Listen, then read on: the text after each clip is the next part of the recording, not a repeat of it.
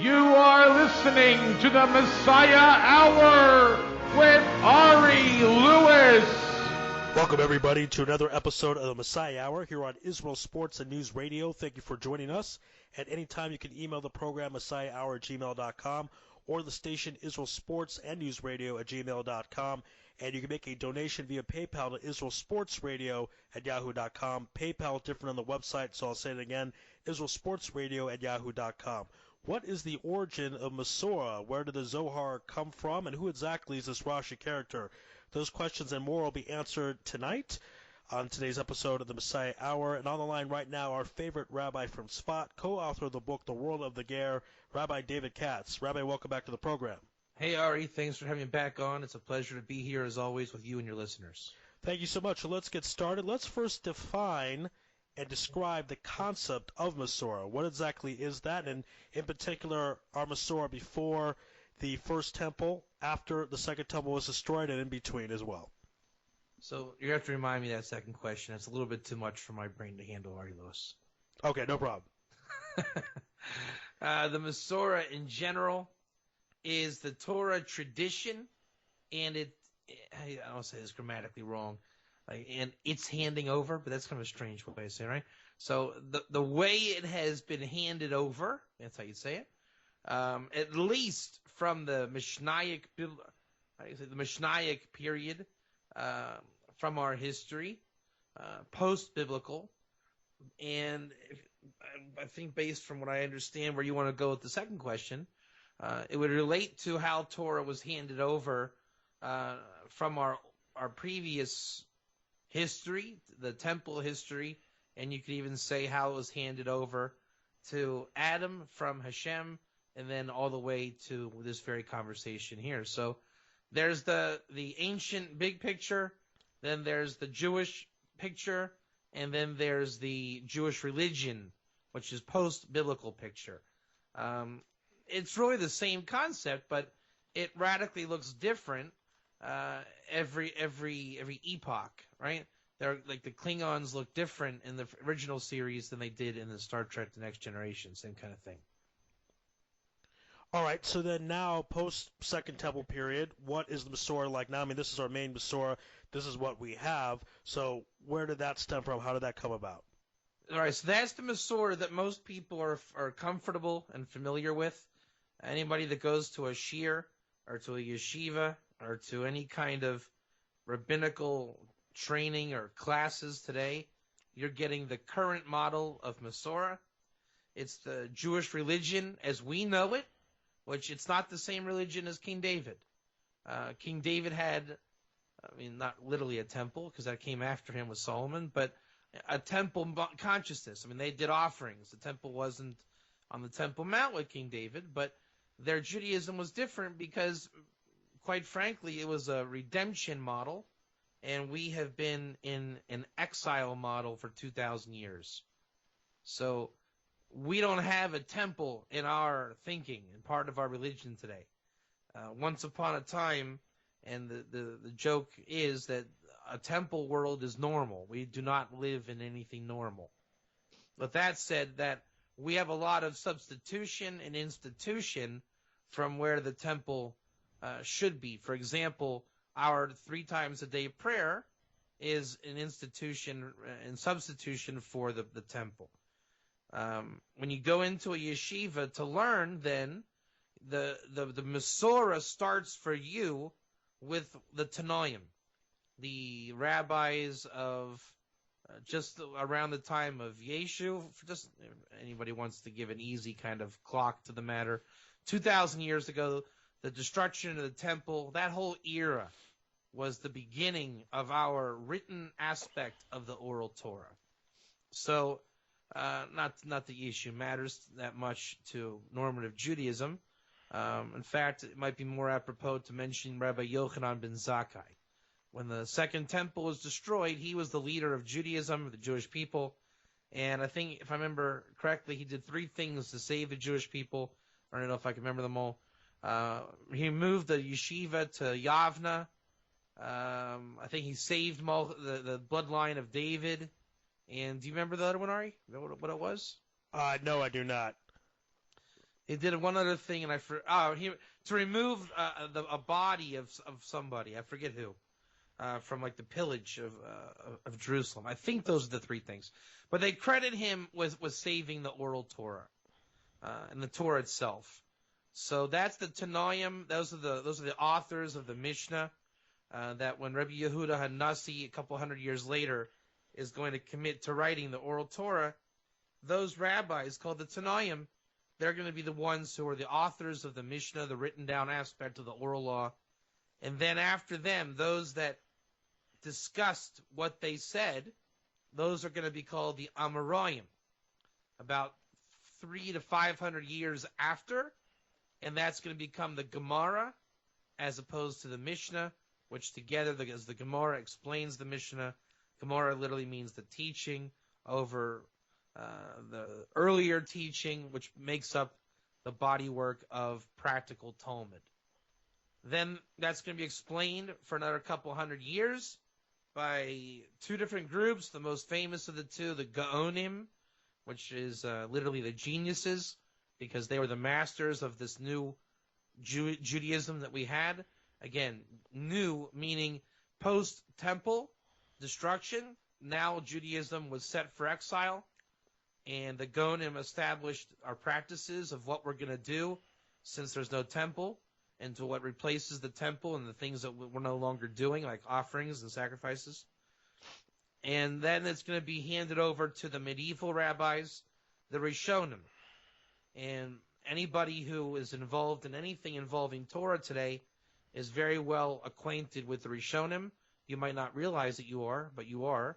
If you have studied the Rambam, the Ramban, Rashi, the Rush, the Rif, the Tosfos, all these people, you are well invested in the literature of the Rishonim, and then their generation lasted about 500 years, going on to the Achronim, which some say we are the Achronim, but we're not. That ended. The Achronim were from the times of the Maharal of Prague, 1500, to the Kabbalah Renaissance of Sfat in the 1600s. European Hasidic movement and Lithuanian movement, Vilna Gaon, Baal Shem Tov, Ramchal, Sephardi Kabbalah, Rashash, mid-1700s. Go over to the 1800s, and you have the Enlightenment era, the Haskalah, Rabbi Shimshon Raphael Hirsch, the Hasidic masters, gross secularism through Europe, which leads to a Holocaust, World War II, and ultimately the Mesorah, as we know, it goes through Lakewood, New Jersey, which I'm not a big fan of that. You might think I'm wrong by saying that, but the fact is that after World War II, Rabbi Aaron Cutler was in charge of reestablishing Torah Judaism after everyone died in World War II. Obviously, there's nothing left in Europe that was, a remnant of the famous yeshivas. I mean, back then, that's where the Torah, I think, flourished at its highest ever, like in Slobodka and Panovich and all those famous ones. And then they relocated to Israel. Israel is what we know it to be, right? It's a remnant of that, but it's also a lot of Zionist infiltration in terms of the Torah, which by definition it's not part of the old school because it's about the redemption beginning with the new state of Israel. That's not to say that it's invalid. It's just new. It is by definition not old. The old went to America, mostly. Yeshiva University, Lakewood, Tells, all these yeshivas, and I would say they are the mainstay of giving over the Mesorah as we know it, and this is where a lot of controversy comes from, because you have the advent of a new state of Israel, which brings a whole new set of circumstances, some of which that I myself am involved in, like the Ger Toshav. The convert issue is a big issue here. Temple Mount is probably the biggest issue, which has nothing in the world to do with Rabbi Yochanan ben Zakkai Judaism or Tells of Chicago, Cleveland Judaism. Right? It's an Eretz Yisrael issue. And I think this is where a lot of our challenges as a people are coming from, is that there's the really old Mesorah is coming back into the fold. And as I said, the normal Mesorah is really in the hands of American institutions, and they teach it in a very limited way, in my opinion, because it had its time. But with the destruction of Europe, we lost the sensitivity to that Mesorah, and now it's just kind of an art scroll generation, and that's where we're at in terms of the Mesorah. It's become very concrete, which I think is antithetical to Mesorah. It's never supposed to become concrete, and that's what gives the biggest challenge to the Jews in Israel today, where we're trying to be progressive, and the American mentality is to remain status quo. Again, this is the Messiah Hour here on Israel Sports and News Radio. My guest is Rabbi David Katz, co-author of the book The World of the Ger. Rabbi Katz, let's talk about the 10 lost tribes, because we hear every now and then that they merge into different cultures, different religions. They're spread out throughout the whole world. How does that concept relate to this concept of Mesorah? So again, when you go to yeshiva, those words that you just uttered, 10 lost tribes, it's a 4-letter word. Anything before Rabbi Akiva, we never heard of that. Or as Jackie Mason would say, I never heard of that. But the surprise is, when you start dealing with light to nations and the nations in general, which in my work is called the Ger Tosha, whatever you want to call it, the non-convert, non-Jewish Ger, the Novim to Israel, they like to bring up all these things that Jews don't like to talk about. 10 lost tribes, prophecy, prophets, anything pre-destruction Second Temple. And again, it's not that it's against Judaism. It's just that the yeshivas pick up the story from Rabbi Akiva, per se. We are not so interested in going pre-Tanaic. Whereas the nations, that seems to be all that they want to do, because Yeshu picks up the story, right? That's why I brought in Yeshu before, right around the time of the Tanoim. So if you've left Christianity, you're really not concerned with post-Yeshu, right? That's where the New Testament is going to come in as far as they are concerned. And they're a little bit hesitant to get into the oral Torah, and you can see why. If they just left Yeshu, New Testament, which is the same time period that the Jews are involved in our Mesorah, but Jewish, it's not so logical or obvious to just say, well, Jay wasn't the one, so let's check out Rabbi Akiva and Rabbi Yochanan ben Zakkai and see what's going on over there. For them, they want to know what was Yeshu's influence, right? What went into that guy? And so that's already now early Second Temple, and the New Testament calls the people there the God-fearers, which, again, it was the Ger Tosha, but the Jews don't generally know that because it's not in our lexicon. So once you are in debate in the Second Temple, and you're coming out of Babylon and Persia, which that's where you're going to get all your messianic prophecies from Daniel and all of that realm, which the Christians love to talk about Daniel.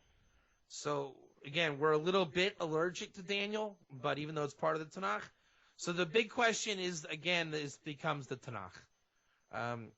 Tanakh history is something that the nations love, and the Jews don't really touch with a 10-foot pole.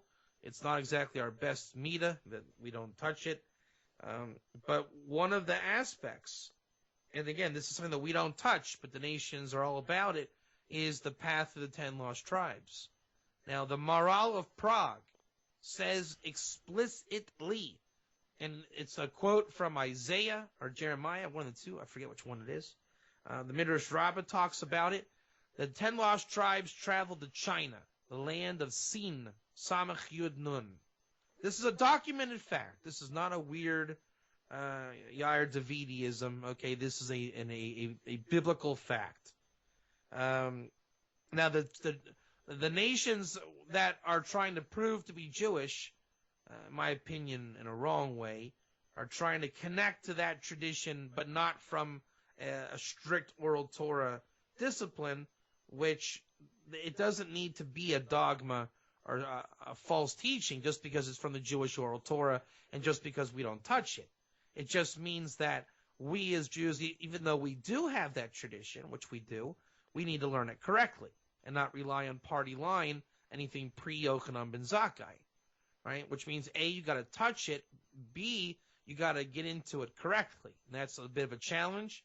Therefore, it's not taken up by our people, and that leads the nations to guess their way through, and that's how you come up with Hebrew roots and the Ephraimite movements.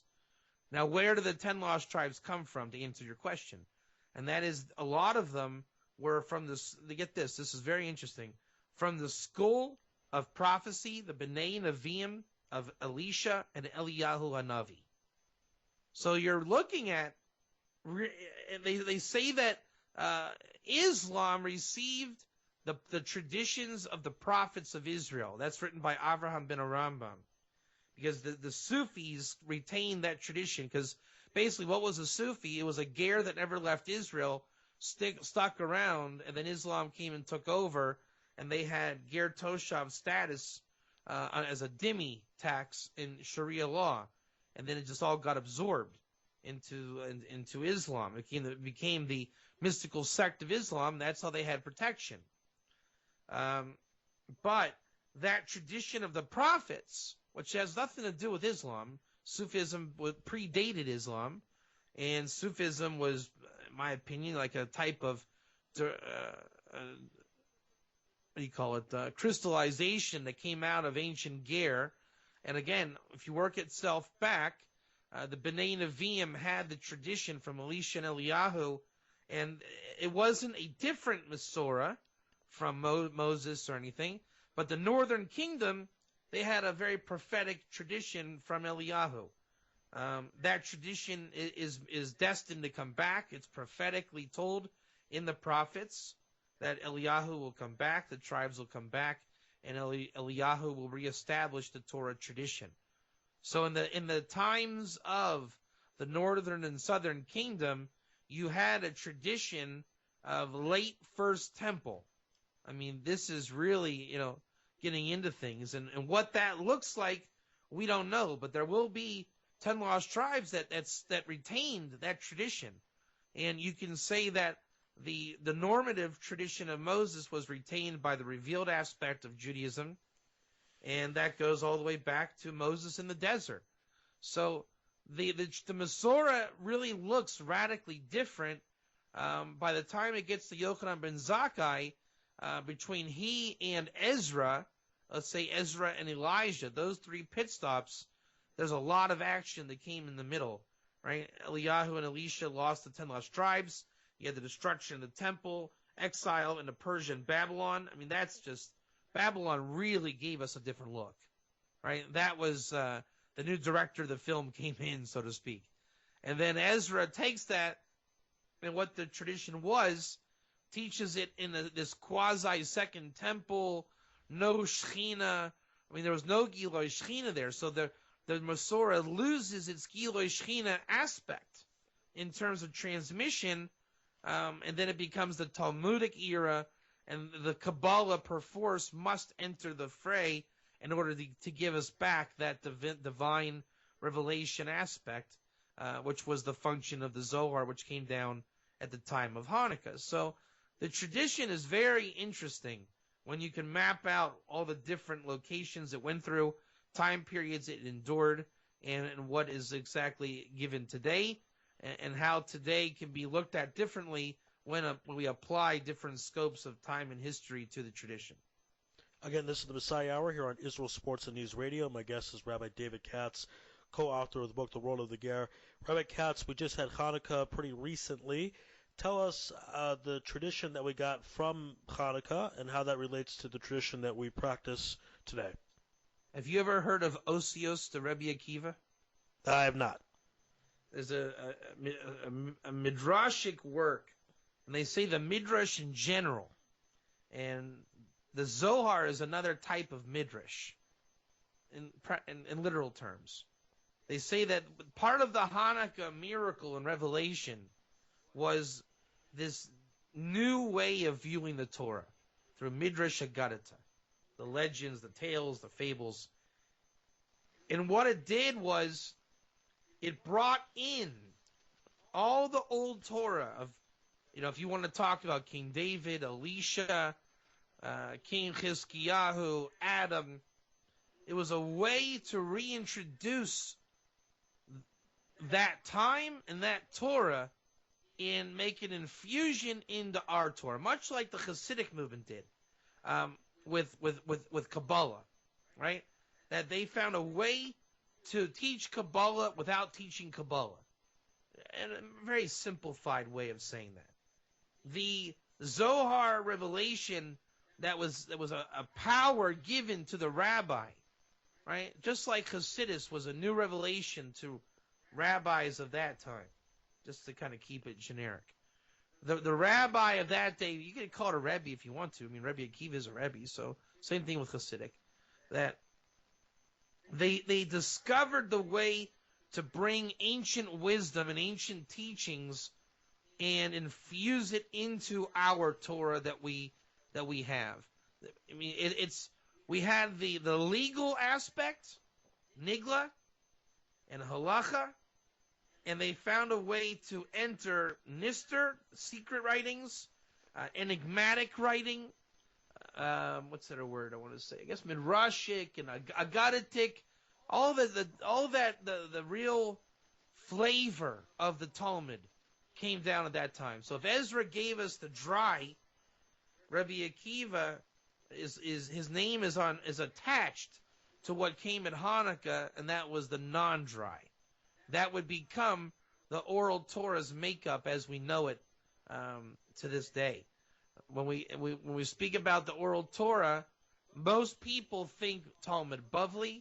Most people then think Talmud Bavli halacha, and all they talk about is halacha. But there is a massive part of the Talmud that is not halacha. And there, a lot of people will say, if it's not halacha aspect of Talmud, it's not really the true Mesorah. That is a fallacy, major fallacy. Just because you don't learn Daled Amos and Reshus Harabim from an agaditic teaching does not mean that there is not Mesorah in wisdom that is given in our Midrash agaditic elements of Torah. And what that is it is the infusion of all that came, let's say, pre-Ezra, and what is required to decipher and unify is what's called the Torah of Shem. The Torah of Shem is the aspect of looking at the Torah to kind of decode what the message is saying on the level of the Torah of truth, right? And so then what you have is that you have to restore the element of the divine revelation, and again, that's what was missing in the Second Temple from, let's say, the Ezra Mesorah. But in the end, God gives us back everything, just in new vessels. And once we master those new vessels, again, just like Hasidic Torah, it's not new, but it was just delivered in new vessels.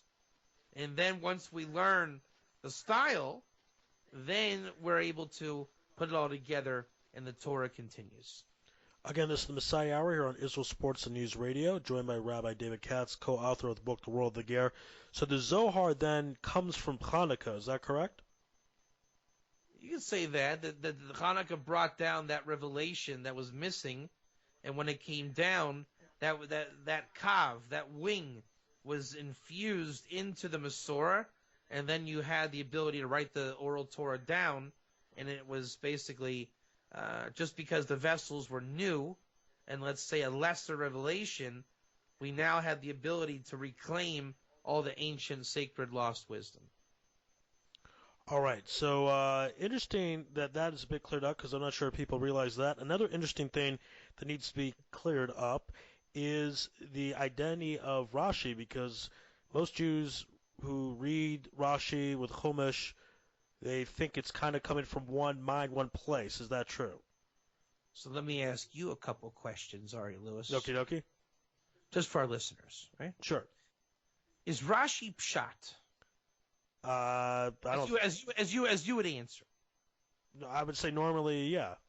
Yeah, and then I would assume you would say that Rashi probably wrote his commentary, right?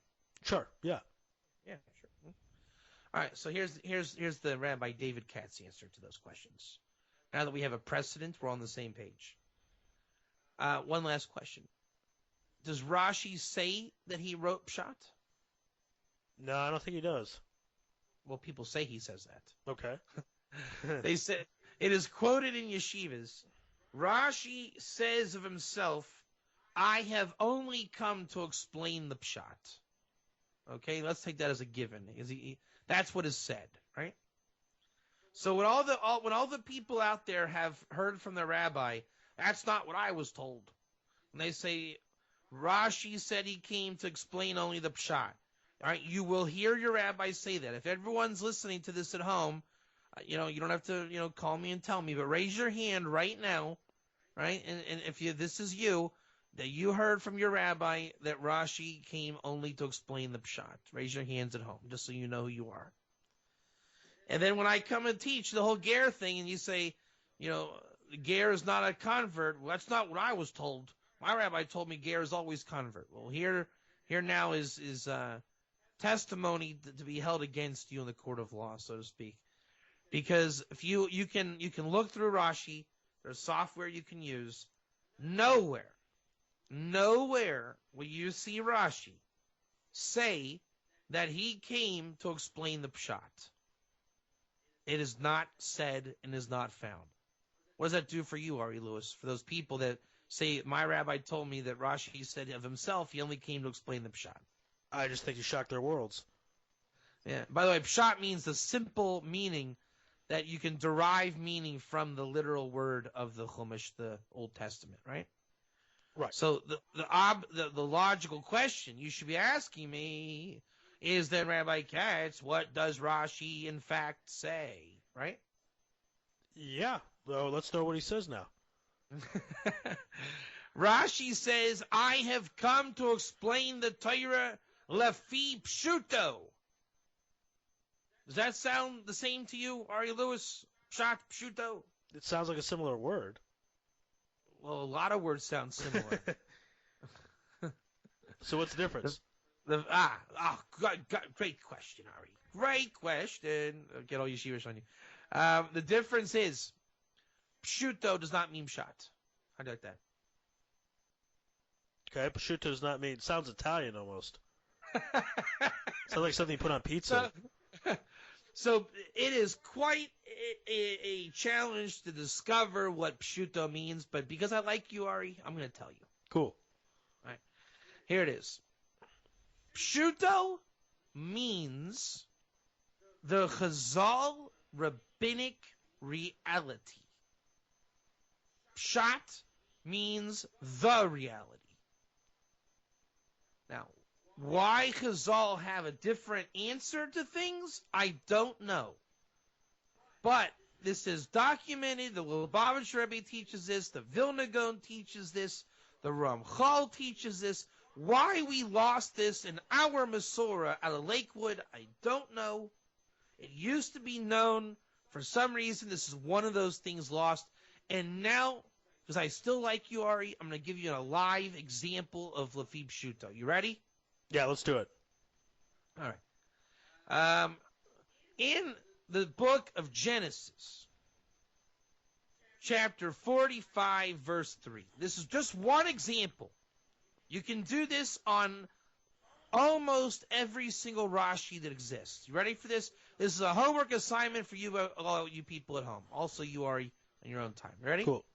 Yes. I'm going to give you the quickest way possible to do this homework. Ready? Get your stone chumash, just for being on the same page, or a basic Rashi chumash, and you'll look up. Joseph says, "Ani Yosef, I am Joseph," and the brothers were terrified, and they could not answer Joseph. Does that ring a bell to you, Ari Lewis? Yeah. And did you read what Rashi wrote there? It's not what he said? I don't know. What do you mean? He said they were embarrassed. So here's where the homework starts. You ready? You open up the Torah Tamima. Torah Tamima is the Chumash, and it gives you every pasuk, every verse, and where you can find that verse spoken about in the Talmud Bavli. Pretty good, isn't it? I think so, yeah. So you look up that verse, and it'll take you to the Talmudic tractate Talmud Bavli Masechta Chagiga. Okay? Now, if our theory's correct, Rashi did not explain Pshat. He explained Lefi Pshuto, Chazal reality. That means in Chagiga we should find Chazal reality. Is that correct, Ari Lewis? I think so, yeah. So when you look up Chagiga, it'll say a whole shackle v'tarya that they make a kol v'chomer, a logical deduction.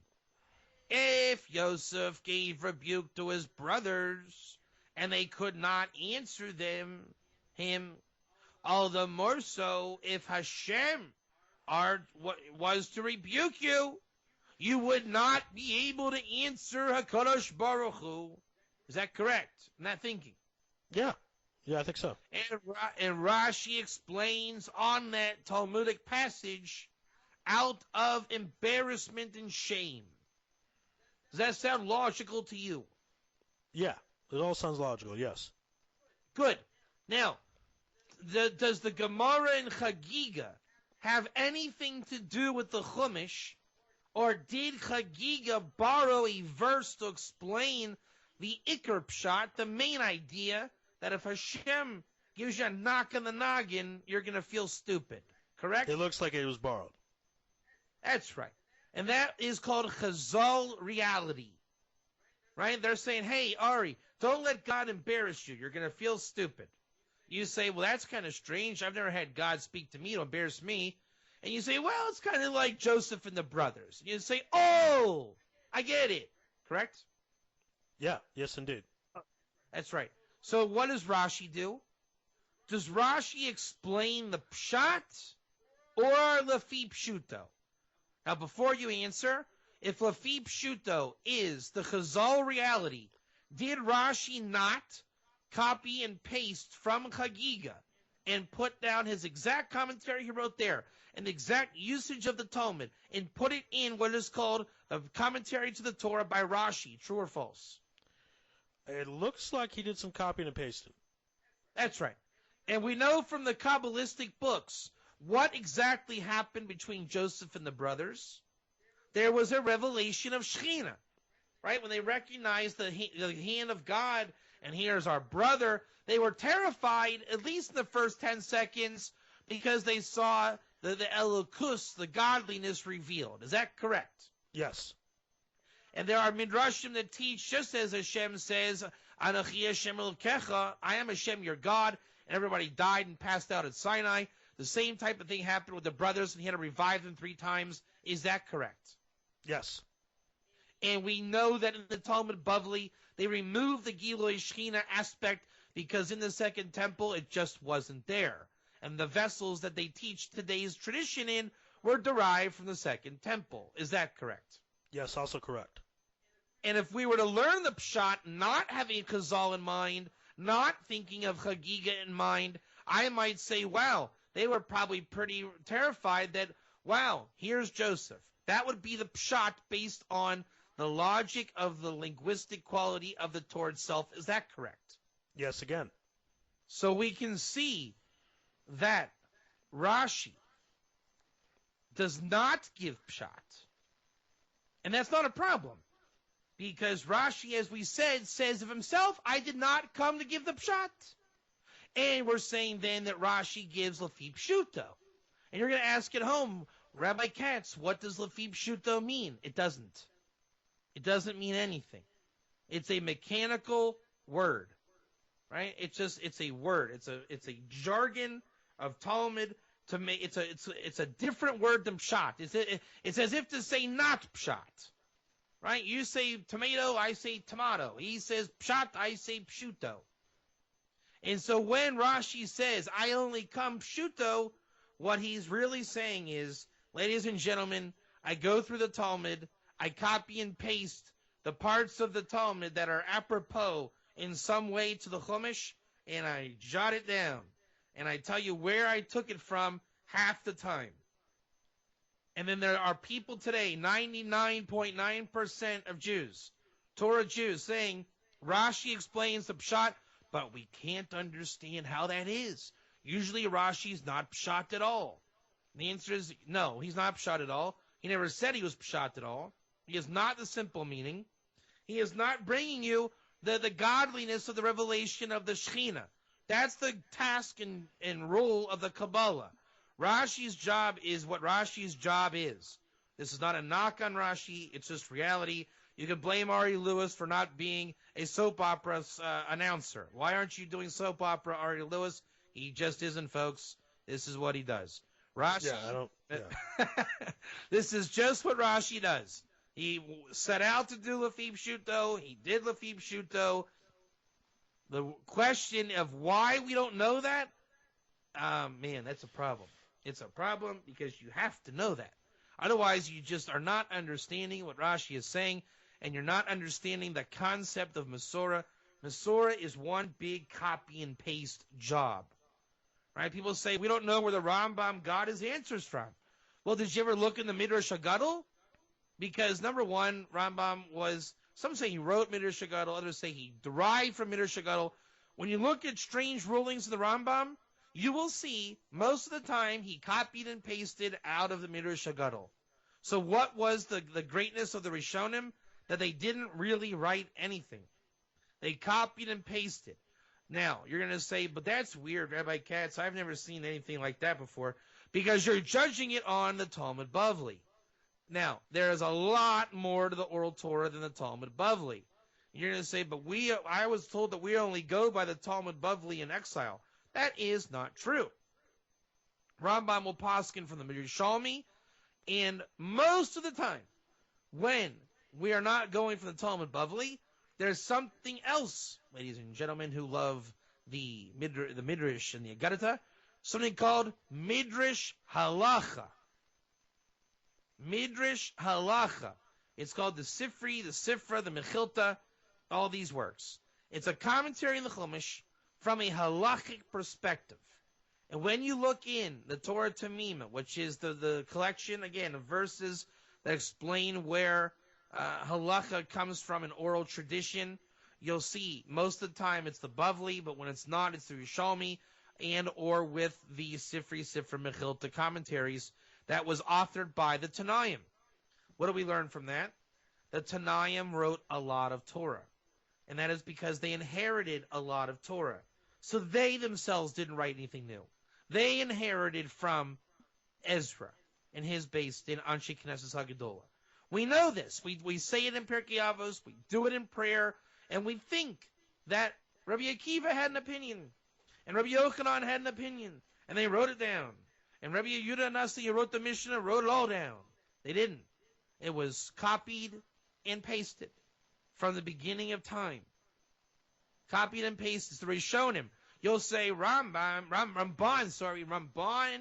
with N Nancy at the end says, blah, blah, blah, Spot ran across the road. And then you'll compare it to Rashi, and Rashi will says, did you see Spot? And they'll say, it's a machlokes. Rashi asked the question if we saw Spot, and Ramban claims he crossed the road. And then you'll find out. It's not in the Talmud Bavli. It's not anywhere, and they'll say it's a machlokes. The rabbis were arguing. They always argue. But 9 out of 10, when you look up the source, maybe it's a Sifri, maybe it's a Sifra, Rashi quotes the beginning of the Sifri, and Ramban is quoting the end of the Sifri, and there's no argument whatsoever. They're just quoting different aspects of the same written source.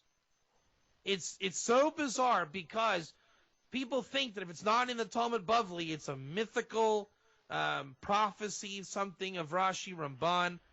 Ladies and gentlemen, folks in computer MP3 land, there's a very vast Torah, a very vast Mesorah, and it's well beyond the Bavli.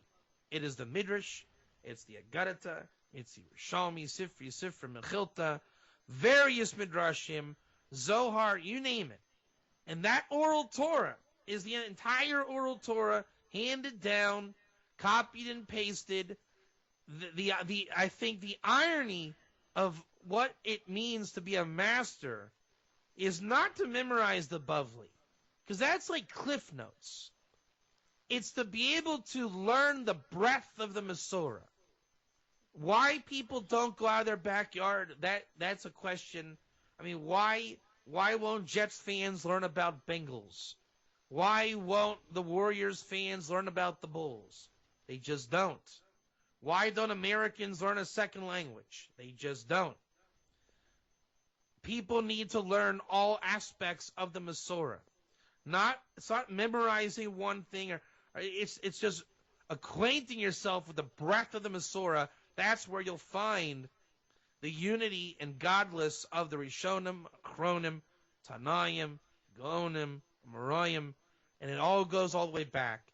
And I don't know if you were going to introduce this, sorry, but I'll introduce it myself since I'm on it right here. The Vilna Gaon, when explaining Pshuto. And again, it's explained, but you got to find the people that talk about it.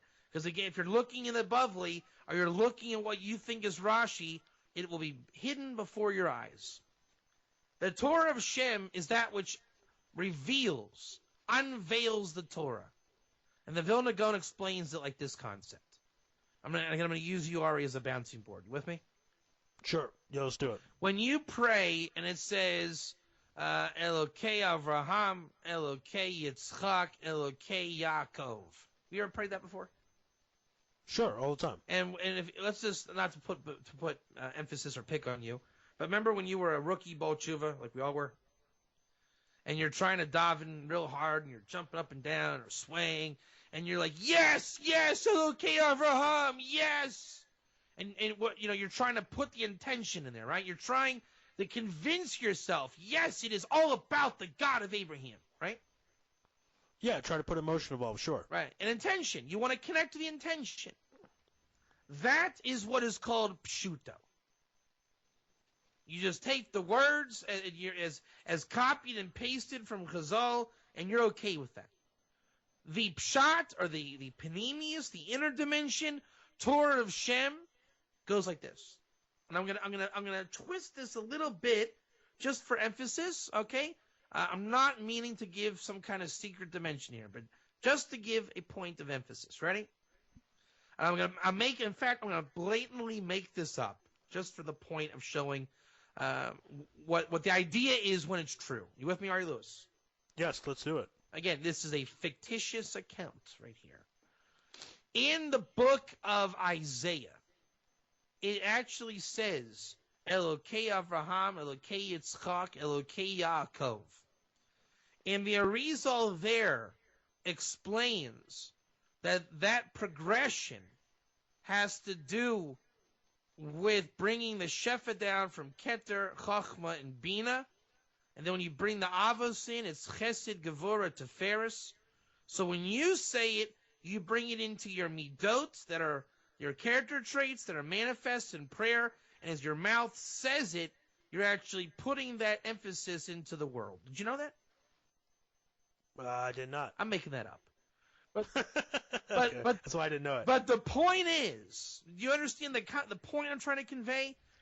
As much as you're trying to put your emphasis in on the words, there is a known prescription of wisdom by taking the words, number one, ultra literal, but understanding their dynamic and their function, and that they're precedent used in schools of prophetic wisdom. Here would be Isaiah, right?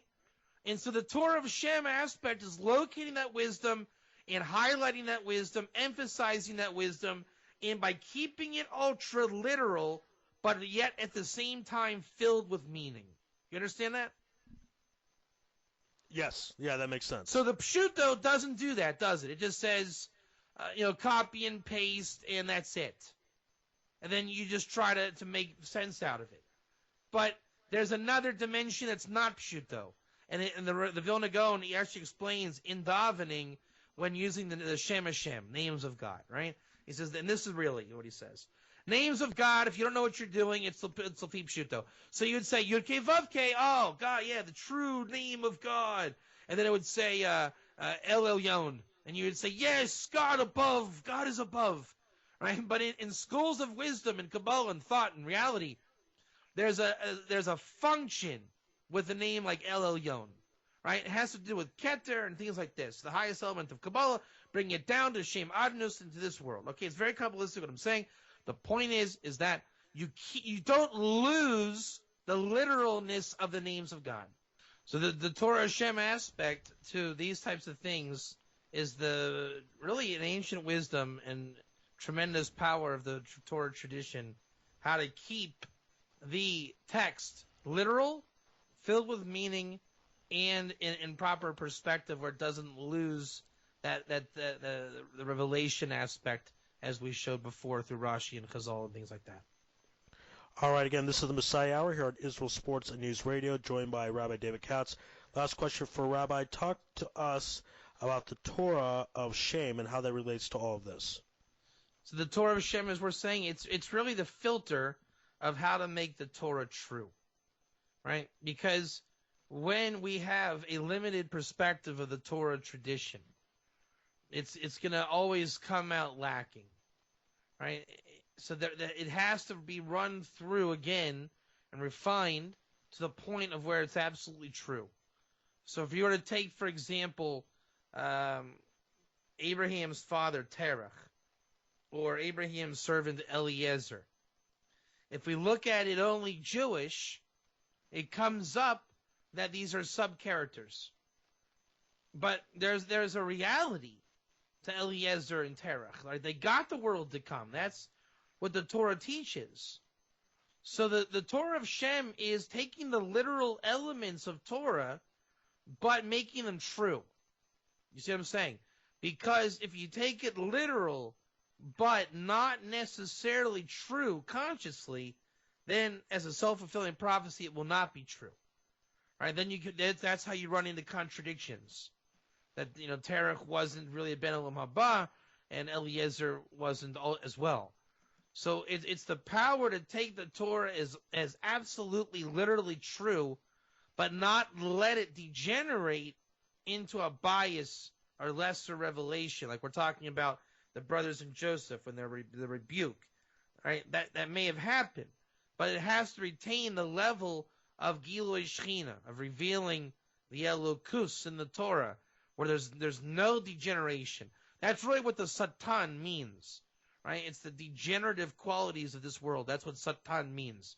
So to remove the Satan from learning, that's what the Torah of Shem does, is it counters the Satan and keeps the Torah, as I like to say it, this is my own little invented expression, don't say it's the Torah of Moshe Rabbeinu, say it's the Torah of Moshe Nevienu. and I'll say what I mean one other way. So many people will take Rashi just as Rashi. Rashi comes for the pshat, which we now know is not true. So there's a very simple Torah of Shem solution to that. Ready for this, Ari Lewis? Yes, go ahead. It's called learning Rashi as a Rishon. You hear that? I'm interested. All right, don't learn it as a commentary that you just happen to learn. Learn Rashi as a rabbi, as a proper Rishon, as a Deya in Halacha, because he is. Right? So don't learn Moses as the rabbi. Learn Moses as the prophet of prophets. And then you'll come out with the Torah revelation absolutely true every time. Because you've upped the ante of the expectations of excellence on the Torah. Not that we're creating it new, but you get rid of your Satan, your Amalek, your Yetzer Hara that wants to make a spin on it. Like compartmentalize the Mesorah rather than letting it resonate all the way back to Adam and through Hanoch and Noah and Shem and all these characters. So the Torah of Shem is the level of the Torah of Moshe that does not succumb to the Yetzer Hara or to the Satan. All right, there you go. There you have it. Another episode of the Messiah Hour here on Israel Sports and News Radio. My guest is Rabbi David Katz, co-author of the book The World of the Ger. You can find the rabbi's work on his websites, gergear.com and somazal.com. Rabbi, thank you for joining us. Great job as always. Thanks, Ari. May the Schwartz be with you. Indeed. And thank you, everyone, for listening. Again, if you'd like to make a financial contribution, you can do so through my PayPal, IsraelSportsRadio@yahoo.com. Again, IsraelSportsRadio@yahoo.com. Thank you, everyone, for listening. Be well. God bless, and shalom from Israel.